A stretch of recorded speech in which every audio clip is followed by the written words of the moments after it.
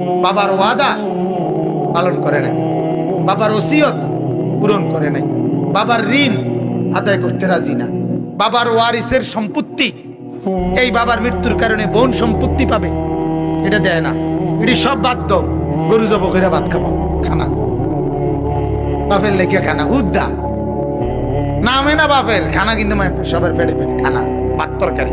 কেন কেন এটা আগে হবে? এটা আগে হবে কেন? ওয়ারিসের বন্টন হবে আগে।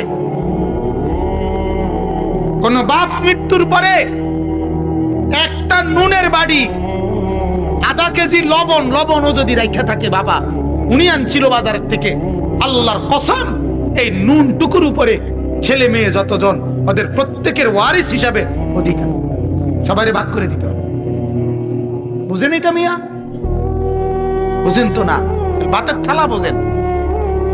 ওয়ারিস শুধু জমির উপরে হয় না, বাবার স্থাবর অস্থাবর সবকিছুর উপরে ওয়ারিস, একটা নুনের বাড়ির উপরে ওয়ারিস। আমরা এটা পালন করি, কথা বলেন না কেন?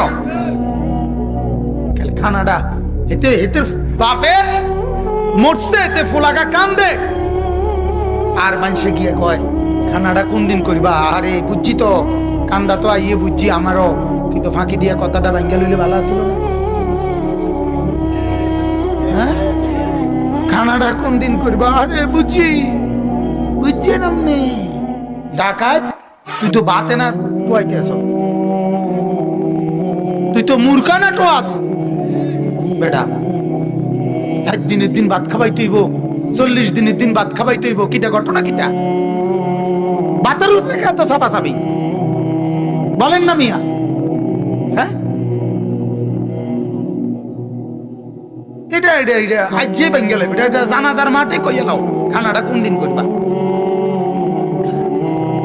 হ্যাঁ, খানার রূপে কোনো ওষুধ নেই, খানাটাই বড় ওষুধ। ওষুধ খাইলে খাইলাম, না খাইলে না, ভাত খাওয়াইলাম।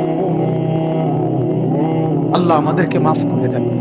আমার বাপ, আমরা কবর প্রতিনিয়ত ভুলে যাই। আল্লাহ নবী সাল্লাল্লাহু আলাইহি ওয়াসাল্লাম বলেন, ও উম্মত